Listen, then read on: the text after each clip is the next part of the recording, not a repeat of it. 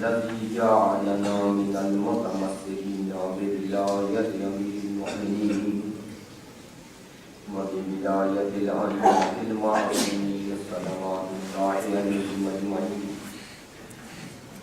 الحمد لله الذي لا يبلغ ملحته القائل ولا يحصي نعمه لا يظلم ولا يؤدي حقه المجتهد، الذي لا يدركه بعد الهمم ولا يناله غوث الفتن، الذي ليس لصفته حد محدود ولا وقت موجود ولا نعت معدود ولا أجل موجود.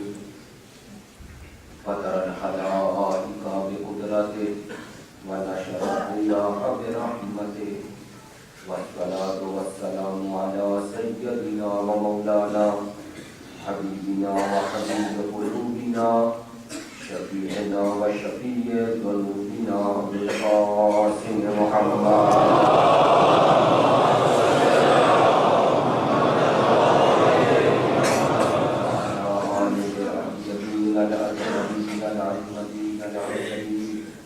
واللعنة الدائمة على منكر فضائلهم وغاصب حقوقهم من الآن إلى قيام يوم الدين. أما بعد، فقد قال سبحانه وتعالى في كتابه المجيد: بسم الله الرحمن الرحيم، وجعلناهم أئمة يهدون بأمرنا وأوحينا إليهم فعل الخيرات وإقام الصلاة وإيتاء الزكاة وكانوا لنا عابدين. رب اشرح لي صدري ويسر لي أمري واحلل عقدة من لساني يفقهوا قولي.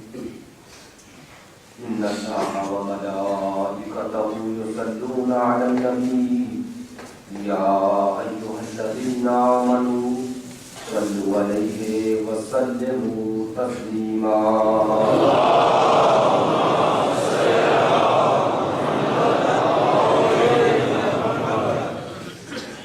واجب الاحترام معزز و مکرم وزاداران سید الشہداء محبان اہل بیت پیروان مکتب ولایت عاشقان مکتب شہادت.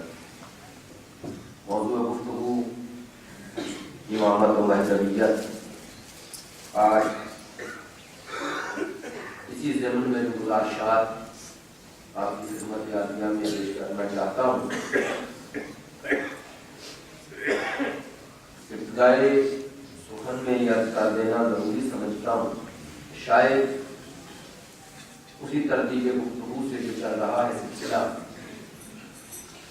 یہ سلسلہ آج کا گفتگو جہاں پر ہوگی تھوڑا سا مشکل ہے. مشکل اصطلاحات کے حوالے سے یا اس جہت سے بہت کم گفتگو ہوتی ہے. میرے پیش نظر جو امامت اور مہذبیت کا تصور عالم اسلام میں پایا جاتا ہے، اس کے علاوہ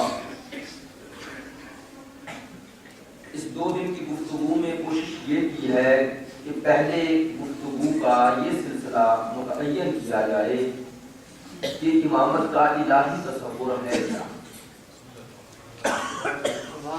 دیکھیں، اس پر گفتگو 2 جہت سے ہوگی امامت اور مہذبیت پر. ایک یہ الہی جہت سے اور دوسری اجتماعی جہت سے.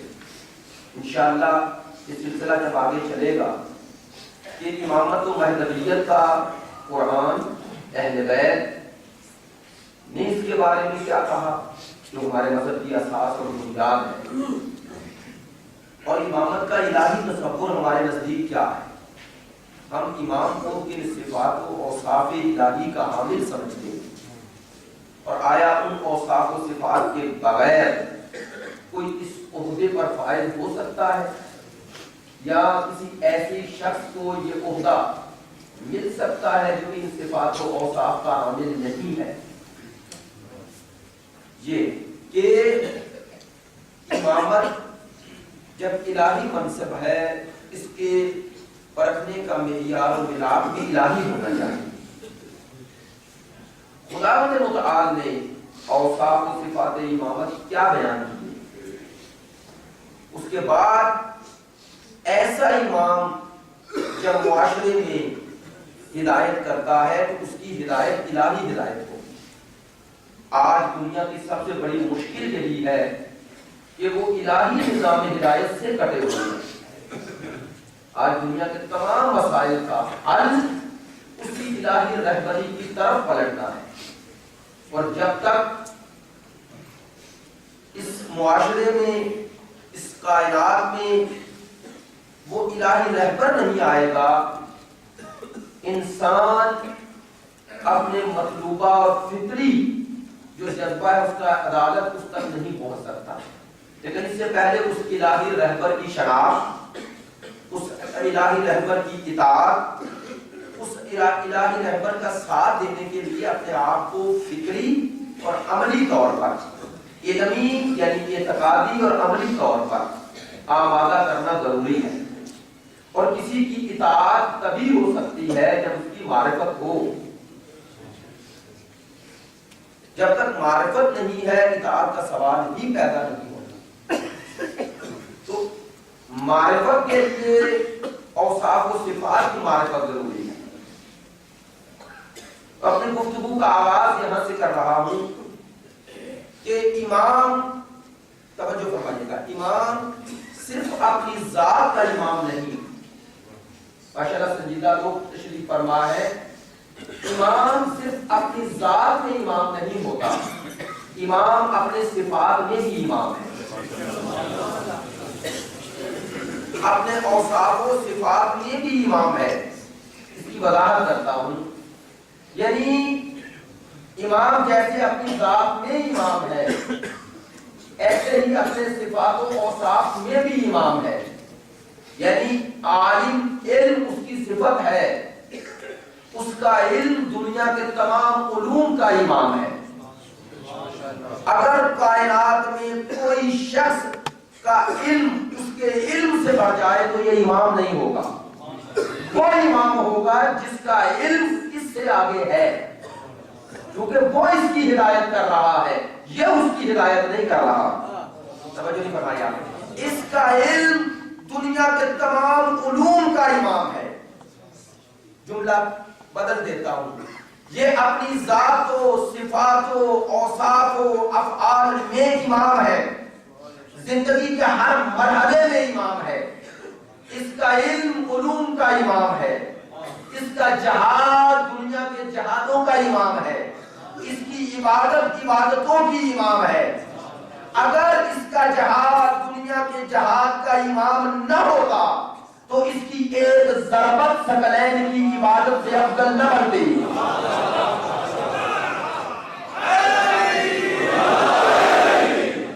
اس کی ضربت ضربتوں کی امام ہے، اسی لیے اگر یہ نہ سمجھے کہ یہ ضربت کوئی اور لگاتا تو یہ اس کی یہی فضیلت بیان ہوتی نہیں۔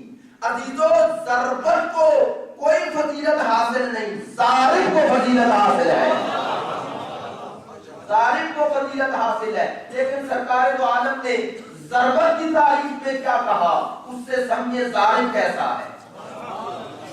کیا فرمایا؟ ضربت علی یوم الخندق، کہ علی کی ضربت جو خندق کے دن ہے، خیبر کی نہیں، احد کی نہیں، جو خندق کے دن علی نے ضربت چلائی، یوم الخندق، افضل کہا ہے، افضل افضل تفضیل کا صیغہ ہے، یعنی پیغمبر فرما رہے ہیں کہ یہ ضربت افضل من عبادت الثقلین، یہ نہیں کہہ رہے یہ ثقلین کی عبادتوں کے برابر ہے، فرماتے ہیں اس سے افضل ہے، افضل ہے۔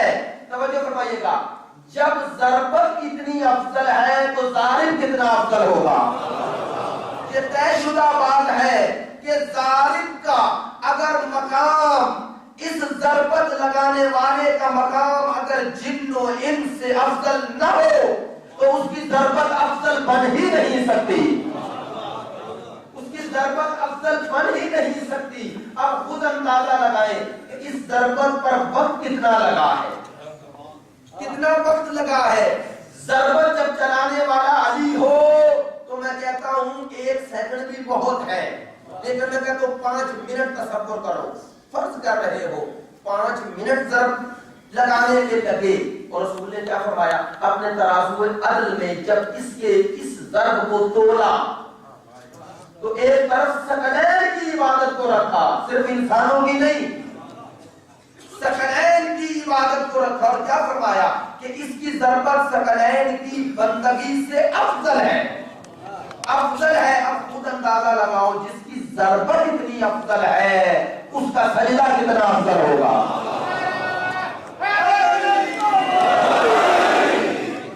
جس کی ضربت کا یہ مقام ہے اس کے سجدے کا کیا مقام ہوگا۔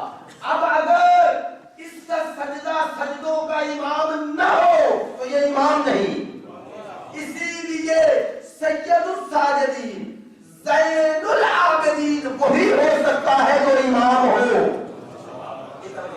دوسرا کوئی امام نہیں ہو سکتا۔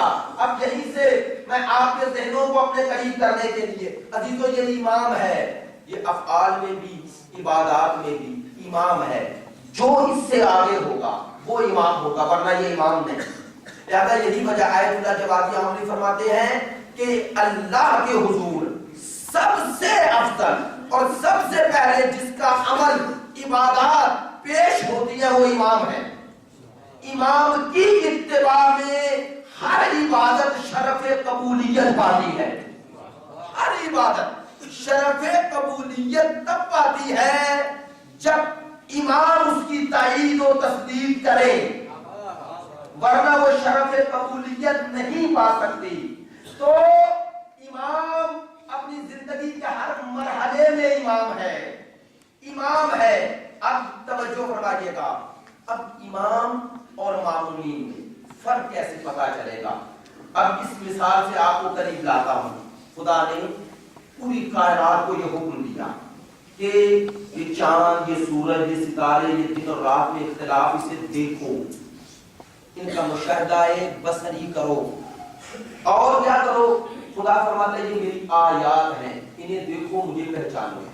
آیات جمع ہے آیت کی، آیت کا معنی نشانی، نشانی فارسی کا لفظ ہے، اردو میں نشانی کا معنی کیا ہے؟ پتہ، ایڈریس، پتہ۔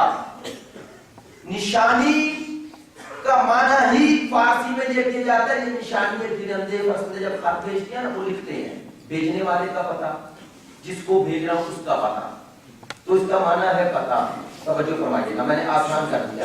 خدا فرماتا ہے یہ پوری کائنات میری آیات ہیں، میری آیات ہیں، یعنی یہ میری نشانیاں ہیں، کائنات کی ہر شے میرا پتہ دے رہی ہے، انہیں دیکھو اور مجھے پہچانو، انہیں دیکھو اور مجھے پہچانو۔ خدا فرماتا ہے یہ سورج کو، یہ چاند کو، یہ ستاروں کو، یہ زمین کے بچھونے کو، یہ آسمان کی چھت کو، یہ سمندروں کی طغیانی کو، ان میں چلنے والی کشتیوں کو، ان سب کو دیکھو، مجھے پہچانو، یہ میری آیات ہیں، میری آیات ہیں۔ اب سوال، امام اللہ کی معرفت کیسے حاصل کرتا ہے؟ آیا وہ مخلوق سے خالق تک پہنچ رہا ہے تو پھر امام نہیں؟ میں نے کہا نا آج کی بہت ذرا مشکل ہے، اس لیے آپ کو پوری توجہ کریں۔ اگر وہ مخلوق کے ذریعے خالق تک پہنچ رہا ہے تو امام نہیں۔ کیوں؟ دیکھیے اللہ نے ہمیں کہا اس کائنات کو دیکھو، مجھے پہچانو، مجھے میری آیات ہیں، میری آیات ہیں، تو یہ فرض تو کرنا پڑے گا کہ یہ آیات پہلے ہیں، ہم بعد میں آ رہے ہیں۔ مثلا خدا نے کہا سورج کو دیکھو تو سورج پہلے، چاند کو دیکھو تو چاند پہلے، آسمان کو دیکھو تو آسمان پہلے، زمین کو دیکھو تو زمین پہلے، ہم بعد میں آئے۔ تو اللہ نے ہمیں کہا ان کو دیکھو، مجھے پہچانو، لیکن ان کا وجود پہلے ہے، اس لیے ہم اس کے ذریعے خدا تک پہنچ رہے ہیں۔ ہمارے لیے یہ آیات، یہ نشانیاں بن رہی ہیں، کب؟ جب پہلے ہیں، ہم بعد میں آ رہے ہیں۔ بتاؤ وہ خدا کو کیسے پہچانے جو تب تھا جب یہ سورج تھا ہی نہیں؟ اس نے خدا کو کیسے پہچانا جو اس مخلوقات سے پہلے ہیں؟ ان انہوں نے کیسے پہچانا؟ تو یہ راز نہ کھلتا اگر وہ خود اس کا اظہار نہ کرتے، اس حقیقت سے اگر پردہ نہ اٹھاتے تو کسی کو پتا نہ چلتا۔ اب دعائے صبا کے ان جملوں کو پڑھیں اور سمجھے کہ پوری مخلوق میں اور امام میں فرق کیا ہے۔ پوری کائنات خدا کو پہچان رہی ہے مخلوق کے ذریعے، اور امام جب خدا کو مخاطب کرتے ہیں تو کیا کہتے ہیں؟ فرماتے ہیں یا من دل علی ذاتہ بذات، اے وہ ذات جو اپنی ذات پر خود دلالت کر رہی ہے۔ تو پوری کائنات میں ہم نے خدا کو پہچانا مخلوق کے ذریعے، اور امام نے خدا کو پہچانا خدا کے ذریعے۔ بیٹا عرفتو کا چوتھے امام فرماتے ہیں خدایا میں نے تجھے تجھ سے پہچانا، تجھے تجھ سے پہچانا۔ اور توجہ، یہ امام کہہ سکتا ہے اور کوئی نہیں کہہ سکتا۔ ہم امام کی اتباع میں یہ جملے دہرا سکتے ہیں لیکن ہم اس کا مستاق نہیں بن سکتے۔ کیوں؟ چونکہ وہ امام ہے تو وہ معرفت خدا میں بھی امام ہے، وہ معرفت میں بھی امام ہے۔ اگر وہ مخلوق کے ذریعے خالق تک پہنچے تو امام نہیں، وہ اس کا امام ہوگا جس کے ذریعے وہ پہنچ رہا ہے۔ توجہ، تو اب پوری کائنات آیات ہیں، لیکن میں نے کہا کہ امام کہتے ہیں خدایا میں نے تجھے ان آیات سے نہیں پہچانا، میں نے تجھے تجھ سے پہچانا ہے۔ تو اب خود امام کیا ہے اس کائنات میں؟ اب امام نے بتایا میں کیا ہوں۔ فرماتے ہیں ما کان للہ آیۃ اکبر منی، خدا کی قسم اس پوری کائنات میں کوئی اللہ کی ایسی آیت نہیں ہے جو مجھ سے اکبر ہو۔ مولا کائنات نے منبر وارث سے منبر صدونی نے یہ کہا کہ یہ پوری کائنات میں آیت اکبر ہوں، اور اگر علی آیت اکبر نہ ہو تو امام نہیں۔ کیا کہا؟ آیت اکبر، اکبر کے مقابلے پہ کیا ہوتے ہیں؟ اصغر، اصغر کا معنی کیا؟ چھوٹا، اکبر کا بڑا۔ علی فرماتے ہیں میں آیت اکبر، اور یہ پوری کائنات آیت اصغر ہے۔ اصغر اور اکبر، بڑا اور چھوٹا، دو اور ایک، ایک بڑا عدد ہے یا دو؟ دو بڑا عدد ہے نا ایک سے۔ کیوں؟ آپ کا جواب یہ ہوگا ایک کے پاس صرف ایک ہے، اور دو کے پاس وہ بھی ہے جو ایک کے پاس ہے، اور وہ بھی ہے جو ایک کے پاس نہیں ہے۔ دو کے پاس وہ بھی ہے جو ایک کے پاس نہیں ہے، اور وہ بھی جو ایک کے پاس ہے۔ علی فرماتے ہیں یہ پوری کائنات میرے مقابلے پہ آیت اصغر ہے، اور میں اس پوری کائنات کے مقابلے پر آیت اکبر ہوں۔ یعنی علی سمجھا رہے ہیں کہ عرش اولا سے لے کر تحت الثری تک یہ پوری آیت اصغر، اور میں ہوں آیت اکبر۔ یعنی جو کچھ تمہیں عرش اولا سے لے کر تحت الثری تک ملے گا وہ سب مجھ سے ملے گا، لیکن جو مجھ سے ملے گا عرش اولا سے لے کر تحت الثری تک کسی طرح سے نہیں ملے گا۔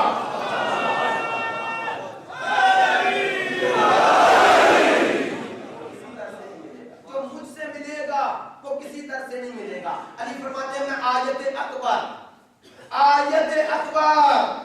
آیت کہا، آیت کا معنی نشانی۔ توجہ، نشانی، نشانی وہ جو کسی تک پہنچائے، جو کسی تک پہنچائے۔ جو پہنچا رہا ہے اس کی دو طرفیں ہوتی ہیں، ایک وہ جن کو پہنچا رہا ہے اور ایک وہ جس تک پہنچا رہا ہے۔ علی فرماتے ہیں میں اس کائنات میں آیت اکبر ہوں، یعنی میں کسی تک پہنچا رہا ہوں، جس تک پہنچا رہا ہوں وہ خدا ہے۔ توجہ، اب دو طرفیں ہیں نا، ایک طرف ہم ایک طرف خدا۔ توجہ، امام وہ ہوتا ہے جو واسطہ بن جائے، مخلوق اور خالق کے درمیان واسطہ بن جائے، اور اس واسطے کے بغیر خالق تک پہنچنا ممکن ہی نہیں ہے۔ توجہ، توجہ، یہیں سے آج کی مجلس کا یہ پیام ہے، علی ہے واسطہ۔ واسطہ، واسطہ ہوتا ہی وہ ہے جس کی دو طرفیں، ایک طرف خالق ایک طرف مخلوق۔ اب دنیا میں اب ہمارے آج کل دو طرح کے لوگ ہیں کہ دونوں گمراہ ہیں، ایک وہ جو واسطے کے بغیر پہنچنا چاہتے ہیں، اور ایک وہ جو واسطے کو منزل سمجھ بیٹھے ہیں۔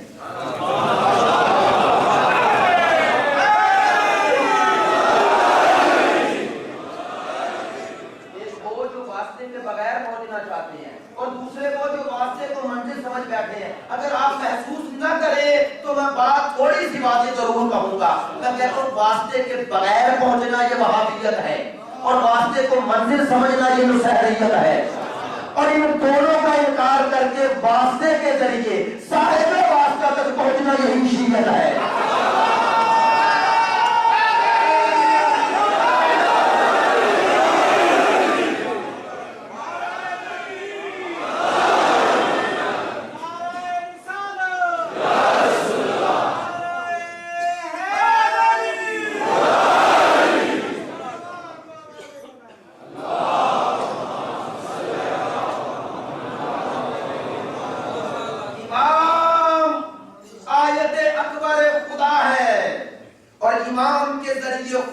پہنچا جا سکتا ہے.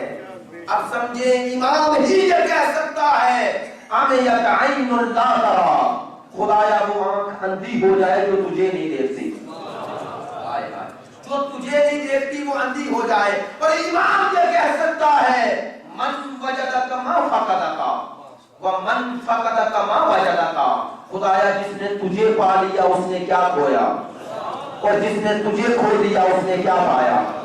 نہیں، یہ جملے امام حسین کے ہیں، دعائے رفع میں ہیں. عزیزو یہ جملے اگر کوئی اور کہتا تو شاید اس کی معنویت اور اس کے حقیقی معنی ہمیں معلوم نہ ہوتے، لیکن کہنے والا کون ہے؟ حسین ابن علی. کہہ رہے جس نے تجھے پا لیا اس نے کیا کھویا، اور جس نے تجھے کھو لیا اس نے کیا پایا. حسین ابن علی کہہ رہے ہیں، کربلا میں ہمیں نظر آتا ہے حسین کے پاس کچھ نہیں، پھر بھی کہہ رہے ہیں جس نے تجھے پا لیا اس نے کیا کھویا. یزید کے پاس سب کچھ ہے، لیکن حسین نے بتایا دیکھو میں نے خدا پایا دنیا دے دی. یزید نے دنیا پائی خدا کھو لیا. آج دیکھ لو کس کے پاس کیا ہے.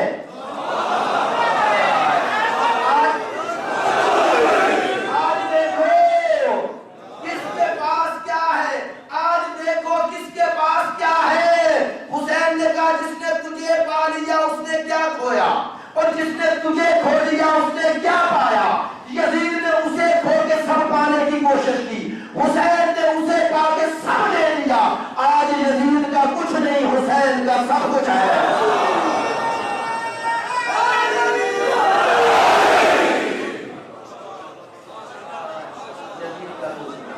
حسین کا سب کچھ امام یہ کہہ سکتا ہے، وہ امام ہی کہہ سکتا ہے جس نے تجھے پا لیا اس نے کیا کھویا، اور جس نے تجھے کھو دیا اس نے کیا پایا. امام آیت کبریٰ خدا ہے. امام وہ آیت کبریٰ ہے جس کے ذریعے خدا تک پہنچا جا سکتا ہے، اور اگر یہ نہ ہو تو معرفت خدا کا در بھی نہ کھلے. وہ خدا نہیں جو امام سے ہٹ کے دیا جائے، وہ میرا اور آپ کا بنایا ہوا خدا ہے، ویسا نہیں جیسا ہے.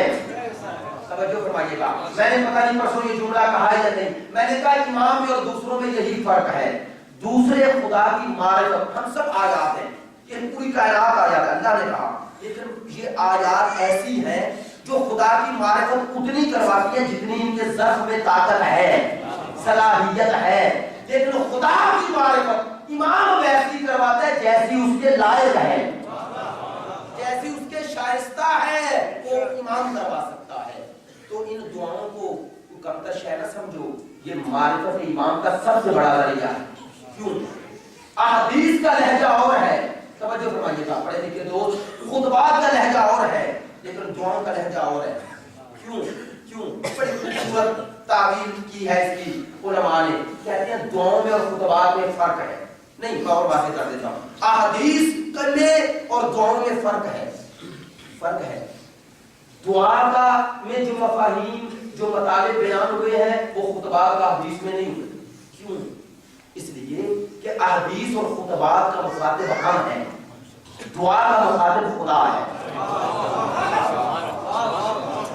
ہم سے جب معصوم مخاطب ہوتا ہے تو ہمارے مطابق گفتگو کرتا ہے، لیکن جب اس ہستی سے مخاطب ہو رہا ہے تو ویسے کلمات اور ویسے معانی اور معارف امام استعمال کرتا ہے جیسے اس کے لائق ہیں، تو اگر کسی نے اپنی سطح معرفت کو بلند کرنا ہے تو وہ دعا تک آئے، لیکن دعا تک آنے سے پہلے یہ سمجھے کہ یہ جملے کسی عام شخصیت کے نہیں ہیں، کسی عام حیثیت کے نہیں ہیں۔ لیکن میں اور باتیں کرتا ہوں، آپ نے توجہ نہیں فرمائی۔ دیکھیے قرآن بھی کلام خدا ہے، حدیث بھی کلام خدا ہے، لیکن معجزہ کون ہے؟ قرآن معجزہ ہے، حدیث تو معجزہ نہیں، حالانکہ حدیث کی اصل بھی کلام خدا میں ہے۔ وما ينطق عن الهوى إن هو إلا وحي يوحى۔ تو کیوں حدیث معجزہ نہ بنی، قرآن معجزہ بن گیا؟ اس لیے کہ قرآن کا مخاطب رسول ہے اور حدیث کا مخاطب امت رسول ہے۔ تو مخاطب جب بدلا تو کلام کا لہجہ بدل گیا، کلام کا لہجہ بدل گیا۔ کہا قرآن معجزہ ہے، حدیث معجزہ نہیں۔ کیوں؟ اس لیے کہ قرآن کا مخاطب رسول ہے، رسول ہے۔ اب توجہ فرمائیے کہ حدیث میں عام زبان کیوں استعمال ہوئی؟ اس کی وجہ یہ نہیں کہ معصوم کا فہم ایسا ہے، معصوم دیکھتا ہے کہ سامنے والے کی ذہنی صلاحیت کتنی ہے۔ اب جس کا جتنا ضرب تھا ان کے لیے اتنے ہی معنی تحقیق کہہ دیے، امیر کہہ دیے۔ مختلف اصحاب کا کہ خطاب کرنے کا لہجہ مختلف ہے، لیکن اب اگر کوئی کمزہ تو یہ سمجھے کہ معصوم کے اس کلام میں جو اتنی سادگی نظر آ رہی ہے اس کا سبب معصوم کی سادگی ہے، تو یہ اس کے ذہن کا فطور ہے۔ دیکھیے آپ 4 5 6 7 سال کے بچے سے خطاب کرنا چاہتے ہیں، اس کا لہجہ بناتے ہیں گھر میں، پہلے آپ کا لہجہ اور ہوتا ہے، بچہ جیسے جیسے بڑھتا جاتا ہے آپ کا لہجہ تبدیل ہوتا جاتا ہے۔ اگر کبھی 17 سال کی عمر میں آپ کا بچہ آپ سے کہہ دے کہ بابا جان آپ اسی لہجے میں بات کریں جس لہجے میں مجھ سے 7 سال کی عمر میں کرتے تھے، تو کیا جواب دیتے ہو؟ کہتے ہو اب جیسی تمہاری ذہنی صلاحیت ہے تم سے ویسے کلام کروں گا۔ کیوں؟ اب 7 سال والا لہجہ اپنانا یہ تیری بھی توہین ہے، میری بھی توہین ہے، میری بھی توہین ہے۔ تو اس ائمہ کی دعاؤں کو، ان خطبات کو، ان کو یہ معارف کا ذخیرہ ہے۔ امام سے منسلک ہونے کا سب سے بڑا ذریعہ کلام امام، اور واقعا خوش قسمت ہو تم کہ باہر دنیا اسلام میں آپ کا مکتب ایسا ہے جن کے پاس خطبات بھی ہیں، جن کے پاس دعائیں بھی ہیں، جن کے پاس احادیث بھی ہیں، جن کے ائمہ کی زبان سے نکلے ہوئے خطبات آج بھی تمہارے پاس ہیں، دوسروں کے پاس نہیں ہے۔ علامہ امینی بہت بڑے عالم دین، ان کو مصر کے ایک عالم نے خط لکھا، اس نے کہا مجھے کوئی ایسی دلیل دے کہ میں انکار نہ کر سکوں کہ آپ کے امام منصوص من اللہ، اللہ کے بنائے ہوئے ہیں، دلیل دے۔ انہوں نے سوچا کہ اس کے سامنے تو ساری کتابیں ہیں، اسے کون سی دلیل دوں؟ سوچ سوچ کے انہوں نے اسے ایک کتاب بھیجی، صحیفہ سجادیہ، امام کی دعاؤں کا مجموعہ بھیجا۔ 3 ماہ بعد مصری عالم نے خط لکھا علامہ امینی کو، اور کیا لکھا؟ کہتے ہیں اگر تم ساری اپنے دلائل اور کتابیں دریا برد کر دو اور یہ ایک کتاب تمہارے پاس رہ جائے تو یہ کتاب کافی ہے تمہیں یہ ثابت کرنے کے لیے کہ جنہیں تم مانتے ہو وہ اللہ نے بنائے ہوئے ہیں۔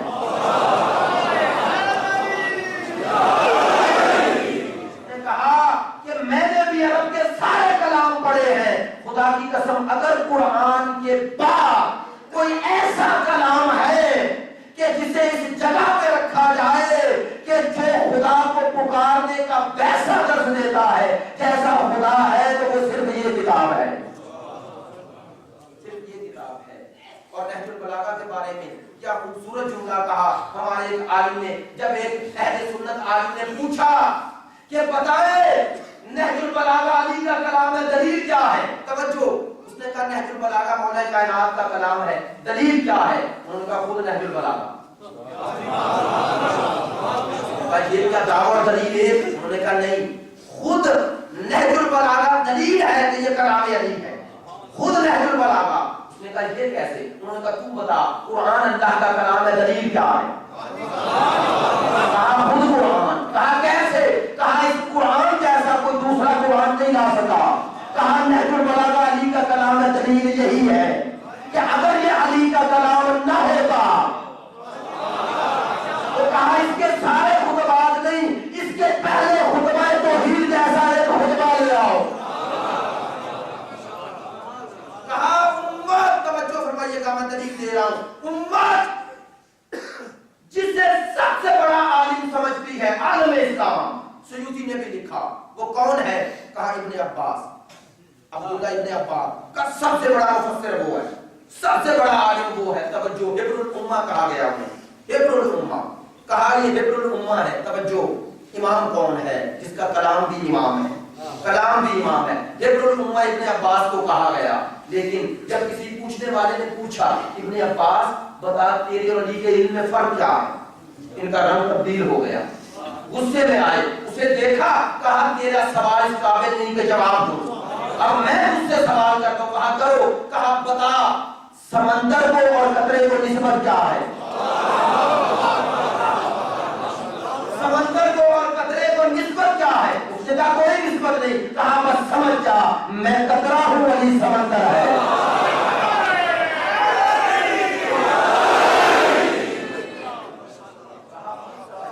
میں قطرہ ہوں علی سمندر ہے، علی سمندر ہے. خوش قسمت ہیں وہ لوگ جنہیں ایسے امام ملے، ایسے امام ملے. اسی لیے خدا نے ان ائمہ کی اوصاف و صفات کے ساتھ شناخت کروائی. اب تھوڑی سی بات، وَأَوْحَيْنَا إِلَيْهِمْ فِعْلَ الْخَيْرَاتِ، جو آیت روز پڑھ رہا، خدا فرماتا ہے ہم نے جنہیں امام بنایا وہ ہمارے عمل سے ہدایت کرتے ہیں، ہمارے عمل سے ہدایت کرتے ہیں. وَأَوْحَيْنَا إِلَيْهِمْ فِعْلَ الْخَيْرَاتِ، خدا فرماتے ہیں ہم نے انہیں فعل خیرات کی، فعل خیر کی وحی کی ہے. توجہ فرمائیے گا، فعل خیر کی وحی کی ہے، فعل خیر کی وحی کی ہے. توجہ، یہ اقیم الصلاۃ جو نماز پڑھتے ہیں یہ بھی وحی ہے، وحی ہے. اس وحی اور اس وحی میں فرق کیا ہے؟ جو امام پر وحی خیر ہو رہی ہے وہ کون سی وحی ہے؟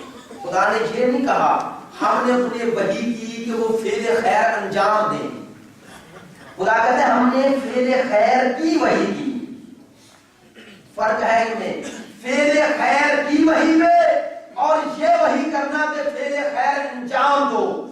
مثلا اقیم الصلاۃ یہ وحی ہے، لیکن آپ جو خارج میں نماز پڑھ رہے ہیں وہ وحی نہیں، وہ اس وحی کی تعمیل ہے.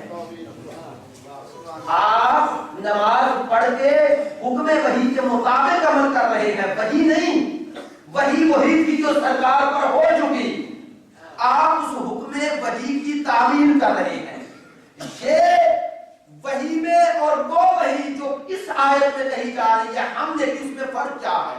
ایک دفعہ آپ جو فعل انجام دے رہے ہیں وہ تابع وحی ہے، اور ایک دفعہ جو فعل انجام دے رہے ہیں وہ فعل خود وحی ہے.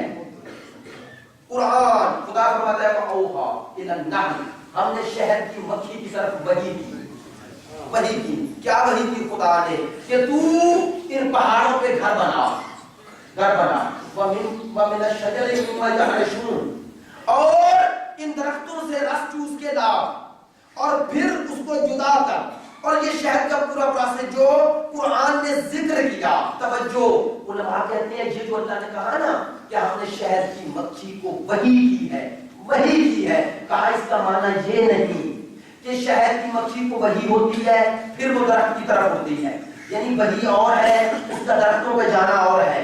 وحی اور ہے، اس کا پہاڑوں پہ گھر بنانا اور ہے. وحی اور ہے، اس کا پھولوں سے رس چوسنا اور ہے. کہا نہیں، اس کے یہ تمام افعال خود وحی ہیں، اس کا ہر فعل خود وحی ہے. توجہ، خدا فرماتا ہے میں نے جنہیں امام بنایا وہ جو عمل انجام دیتے ہیں وہ عین وحی ہے، وہ عین وحی ہے. یعنی وہ عمل خیر انجام نہیں دیتے، وہ خود خیر ہے، وہ منشأ خیر ہے. ان کا ہر عمل خود خیر ہے. وہ جو عمل انجام دیتے ہیں وہ میری رضا کے مطابق ہے.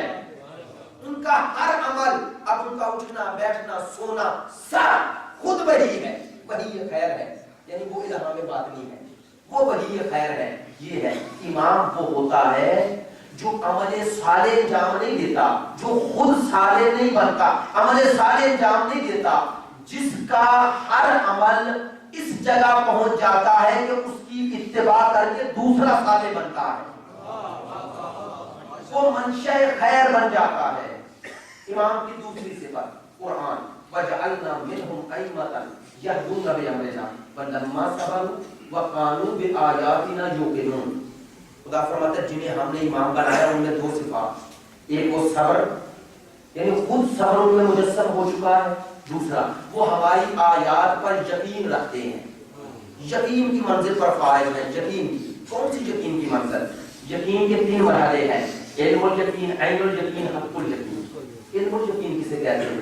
آپ نے دھواں دیکھا تو آپ کا ذہن گیا کہ اس کے پیچھے آگ جل رہی ہے, اثر سے مؤثر تک پہنچے, اثر سے مؤثر تک پہنچے, یہ ہے علم الیقین. آپ نے آگ کا علم پیدا کیا, آگ نہیں دیکھی, آپ گئے دیوار کے پیچھے آگ کو جلتے ہوئے دیکھ لیا, یہ ہے عین الیقین.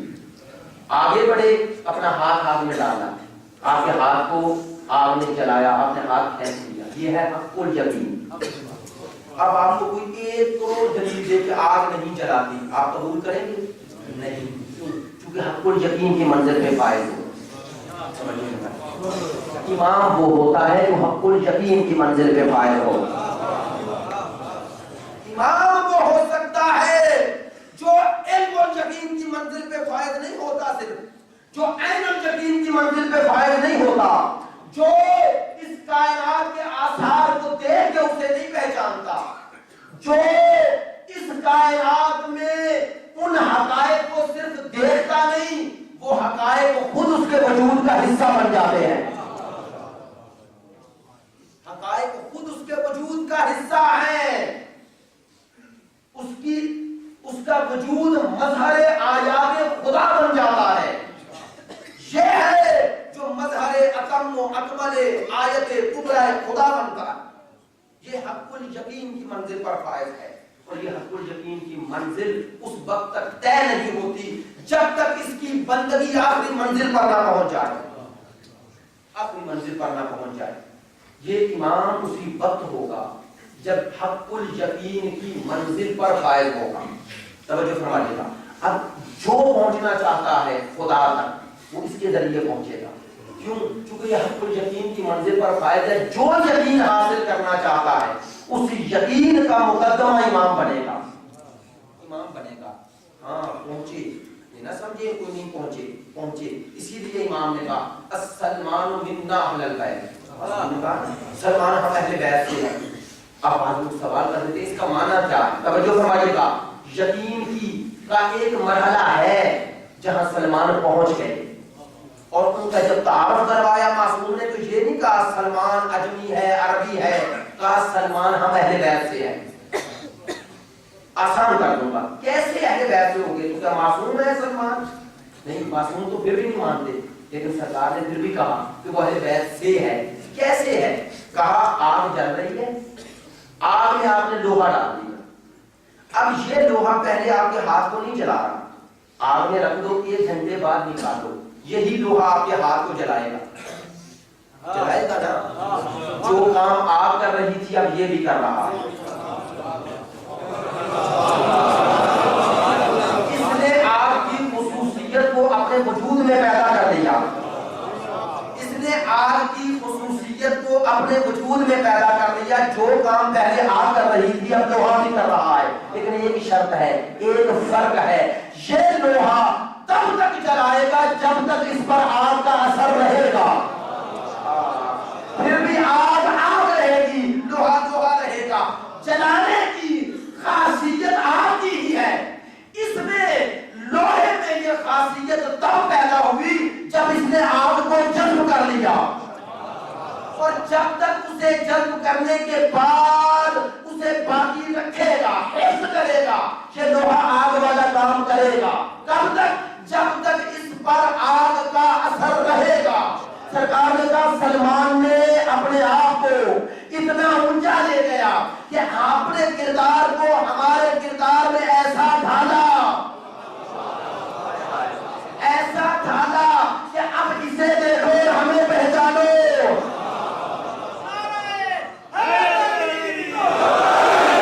سلمان کہاں تک پہنچ گئے کہ اب انہیں دیکھو اور ہمیں پہچانو, لیکن ایک فرق ہے. کہا ہم ہیں, یہ ہے. یعنی اس میں ہم تبھی تک نظر آئیں گے جب تک یہ اپنے کردار کو ہمارے کردار میں ڈھالے رکھتے. یہ آگ نہیں ہے, پھر بھی لوہا ہے. تو عزیزوں یہ راہ کھلی ہے, یہ راہ کھلی ہے. اس راہ کو سب پا سکتے ہیں، شرط ایک ہے، اخلاص اور اطاعت۔ اگر اخلاص ہے اور اطاعت ہے تو یہ راہ طے ہو سکتی ہے، یہ راہ طے ہو سکتی ہے۔ آج کی مجلس اس حوالے سے کہ میں نے اپنی گفتگو کا یہ پہلو آج مکمل کیا، انشاءاللہ کل علم امام کے حوالے سے عرض کروں گا اور پرسوں سے مہدویت اور امامت کو ساتھ ساتھ لے کے چلیں گے۔ امام اوصاف و صفات الہیہ کا مظہر ختم و اکمل ہے، ورنہ امام نہیں۔ ایک جملہ کہہ دوں تاکہ آپ سب متوجہ ہو جائیں، امام صرف اوصاف الہیہ کا مظہر ہے نہیں ہے، اس کائنات میں جو صفت رکھتا ہے وہ صفت کا امام تک پہنچنا ضروری ہے، یعنی اسے جو کمال مل رہا ہے اس کمال کا ذریعہ امام ہے، ورنہ وہ کمال ہی نہیں۔ وہ کمال تب کمال بنے گا جب وہ امام سے لیا جائے، ورنہ کمال نہیں ہے، ورنہ کمال نہیں۔ چونکہ جسے کمال فرض کرو گے وہ تب تک کمال نہیں بنے گا جب تک امام کے وجود میں وہ کمال ظاہر نہ ہو۔ توجہ فرمائیے گا۔ اسی لیے جو امامت کے آخری مرحلے پر فائز ہوگا اس کا کمال کیا ہوگا؟ سید الانبیاء نے اسی کی پہچان کروائی، فرمایا من اراد ان ينظر الى آدم في علمه وإلى نوح في فهمه وإلى ابراہیم في قلته وإلى موسیٰ في حیبته وإلى عیسیٰ في جهده۔ جو آدم کو علم میں، نوح کو فہم و فراست میں، ابراہیم کو خلت میں، موسیٰ کو حیبت میں، عیسیٰ کو ذوق سے دیکھنا چاہے، کہا یہ سارے اللہ کے بکھرے ہوئے صفات ہیں، یہ سب مظہر ہے اللہ کے کمالات کا، لیکن ایک کمال کا مظہر ہے، ایک کمال کا مظہر ہے۔ کہا اگر ان تمام کمال کو جمع کر کے ایک ہستی میں دیکھنا ہے، کہا پھر اسے دیکھو جو مظہر اعظم ہے، جو مظہر اکبر ہے۔ تو اب کہہ دوں جملہ کہ اگر اللہ کے بخشے ہوئے صفات بکھرے تو 1,23,999 نبی بنتے ہیں، اور اگر وہ صفات جمع ہو کے نقطہ عروج پر پہنچے تو ولی بنتا ہے۔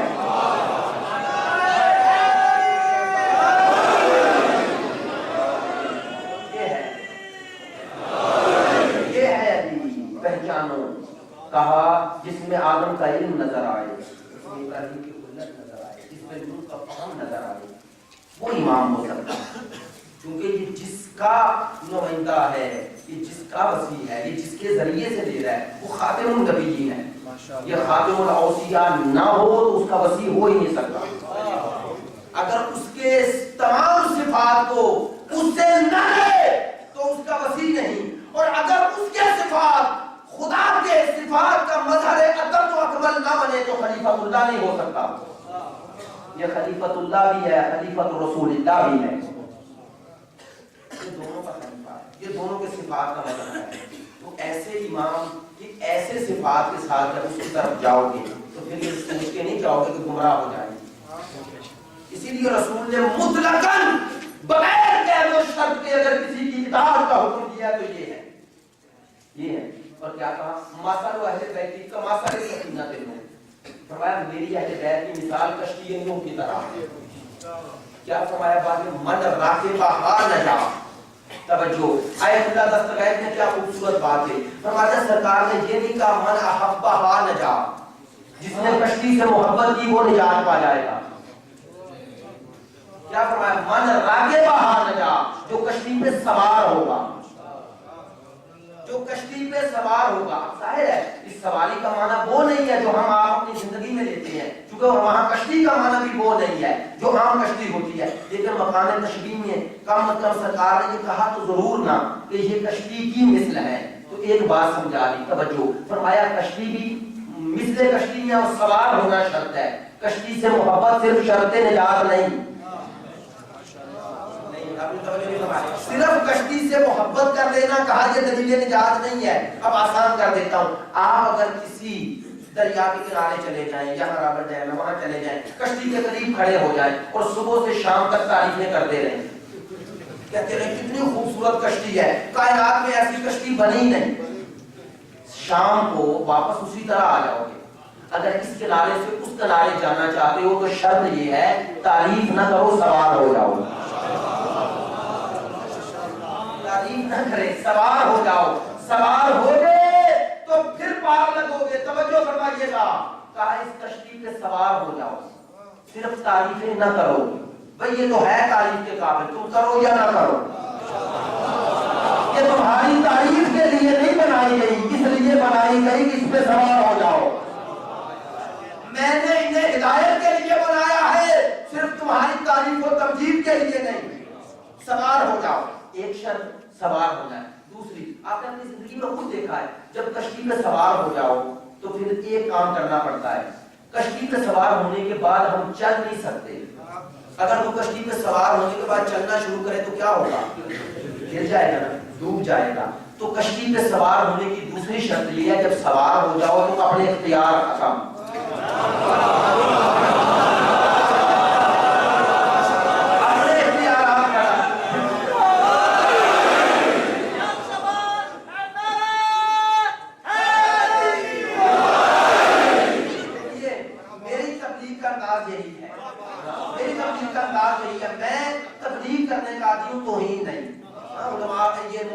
बड़ी इज्जत है, आपसे बेहतर कौन समझता है बात को।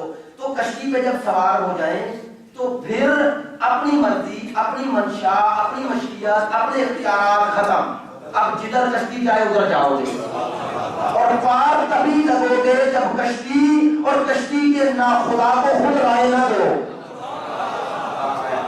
अपने इख्तियारात कश्ती पे ना चलाओ, कश्ती जिधर जाती है खुश होते रहो।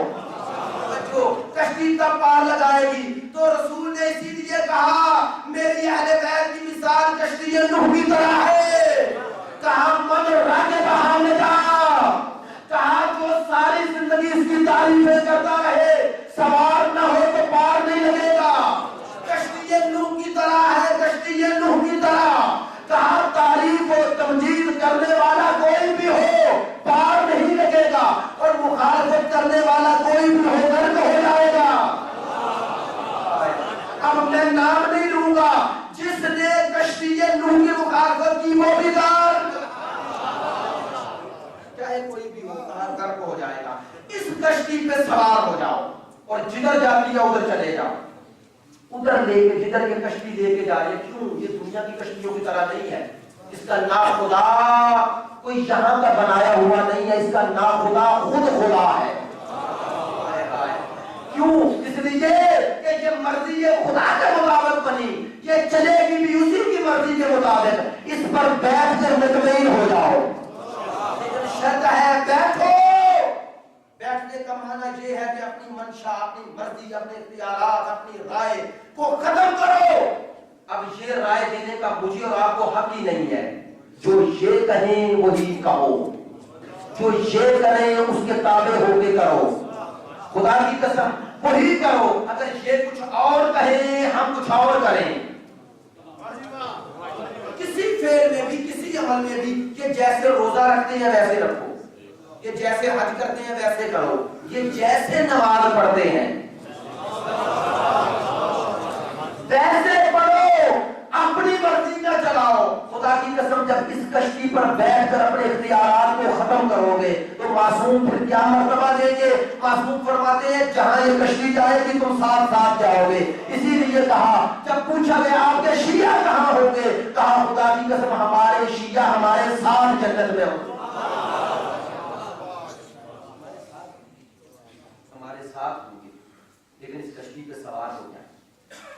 करबला हुसैन यही कश्ती ले गया और दावत आम की सवार हो जाओ। दावत आम जो सवार नहीं हुए वो इस काबिल इंसानियत से पीछे रह गए, और जो सवार हो गए वो कहां पहुंचे? आज जन्नत उनकी मुश्ताक है। देखिए करबला वालों की जन्नत मुश्ताक है।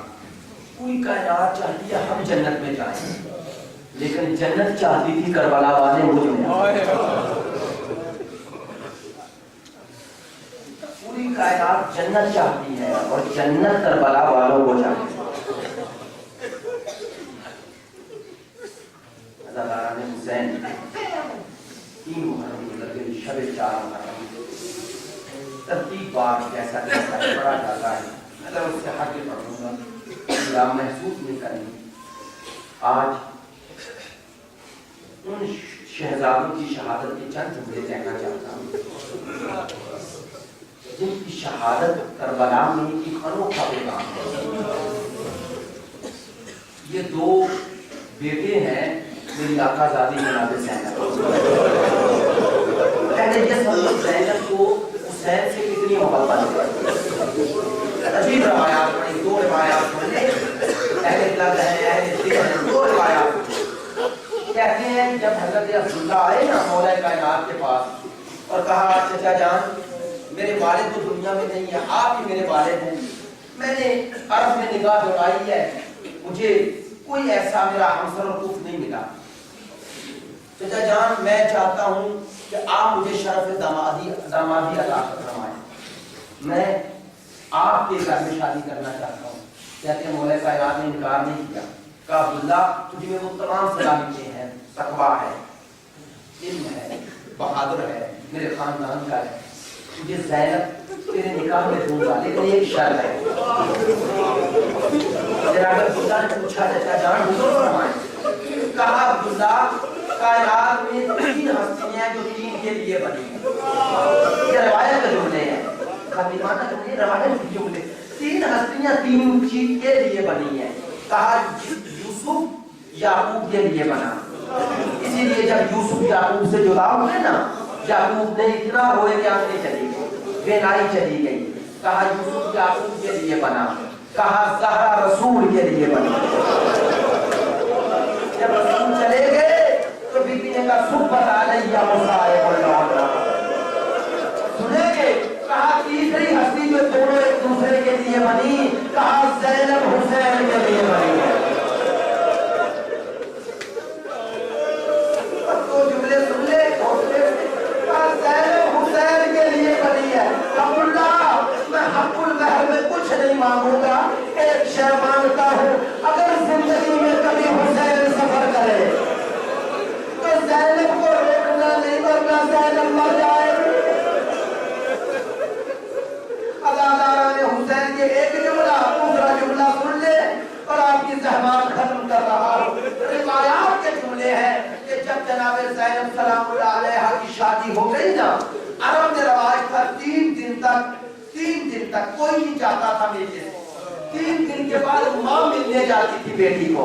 कहते हैं जनाब ज़ैनब की शादी को 3 दिन गुजर गए, अली घर में बैठ कर रो रहे हैं।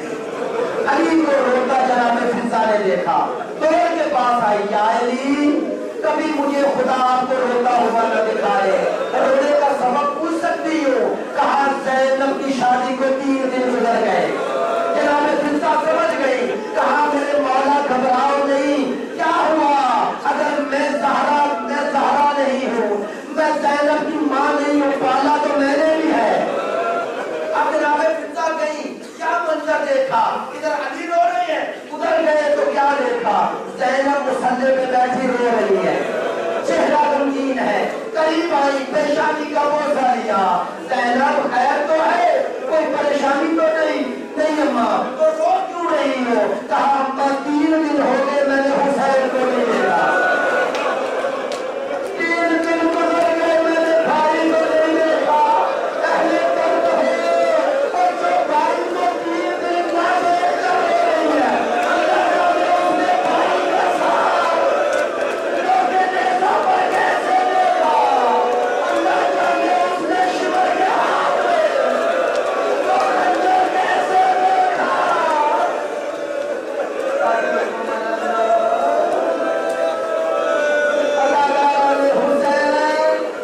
आज उन शहजादों की शहादत पे मैं जुमले कहूँगा। करबला में हर बीवी ने कुर्बानी दी, ये जुमले सुनिएगा। करबला में हर बीवी ने कुर्बानी दी, हाँ कुर्बानी दी है, लेकिन खुदा की कसम ज़ैनब की कुर्बानी सबसे जुदा है, सबसे अलग है। सबने कुर्बानियां दी है, ज़ैनब ने कुर्बानी नहीं दी, नस्ल दी है। मैं एक जुमला कहा करता हूँ सादाते कराम से, क्या सादात आज पूरी दुनिया में हमें नकवी रज़वी मिलेगी, हुसैन की औलाद मिलेगी,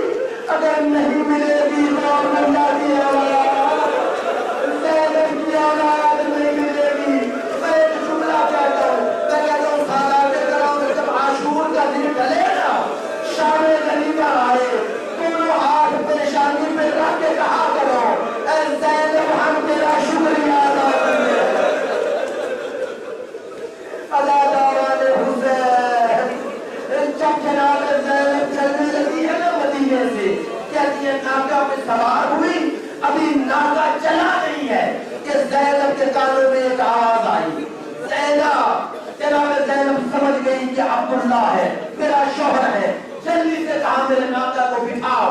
ناقے کو بٹھایا گیا، جناب زینب اتری، ناقے سے اتر کے پلٹ کے دیکھا، کیا دیکھا؟ جناب عبداللہ آ رہے ہیں اور دونوں ہاتھ، ایک ہاتھ میں اون ہے اور کا ہاتھ پکڑا ہے محمد کا۔ چلتے چلتے قریب آئے، کہتے زینب میں بیمار ہوں، میں جا نہیں سکتا، اے اون محمد لے لے، ایک میری طرف سے قربانی، ایک میری طرف سے۔ کربلا میں اپنے بھائی کو یہ دونوں قربان کر دینا، اداکار حسین، یہی وجہ ہے کہ ابھی کربلا میں انصار میں سے اکبر ہے، قاسم ہے، کہ ادھر زینب آ گئی۔ بھائی حسین میرے بچوں کو اجازت دو، یہ لڑنے کے لیے جائیں گے، ادھر آؤ محمد چلے۔ ادھر جناب زینب نے روکا، کہا بیٹو بیٹو یاد رکھو تمہاری رگوں میں میرا دودھ ہے اور جعفر کا خون ہے، جعفر کے پوتے ہو، خبردار ایسی شجاعت دکھانا کہ سب کو پتا چل جائے بنی ہاشم کی اولاد کیسی ہوتی ہے، بنی ہاشم کے بچے کیسے لڑتے ہیں۔ اداکاران حسین دونوں گئے اور محمد لڑے۔ جب کہا نا چچا جان ہماری مدد کو آؤ، یہ تاریخ کے جملے مکتر کے، حسین آئے اور محمد کو اٹھایا لائے۔ جناب فضہ دوڑتی ہوئی آئی، آ کے کہا آقا زادی ذرا آئیے۔ کہا کیوں؟ کہا بیٹے آئے ہیں۔ کہا میں نے ایسے تو نہیں بیٹے تھے کہ زندہ آ جائیں، ذرا ایک دفعہ جا کے دیکھو تو صحیح۔ اب جناب زینب جب آئی نا دونوں لاشوں کو دیکھا، خدا کی قسم میں نے یہ جملے پڑھے اس لیے کہہ رہا ہوں، زینب نے دیکھا کوئی گریہ نہیں کیا، کوئی نوحہ نہیں پڑا، بس میں نے ختم کر دی۔ آپ نے یہ مصیبت کو سنا، یہ دو جملے سن لو۔ اللہ تعالیٰ نے حسین مقتل کی کتابیں پڑھ لی، ہر شہید کا لوحہ موجود ہے، حسین ابن علی کا لوحہ موجود ہے، اکبر کا، قاسم کا، جناب عباس کا لوحہ موجود ہے، لیکن مقتل کی کسی کتاب میں اور محمد کے لوحے نہیں ملتے۔ کبھی آپ نے سوچا کیوں نہیں ملتے؟ کہتے جب 11 محرم کو آئی ہے نا جناب زینب حسین کے لاشے پہ تو گر گئی، 9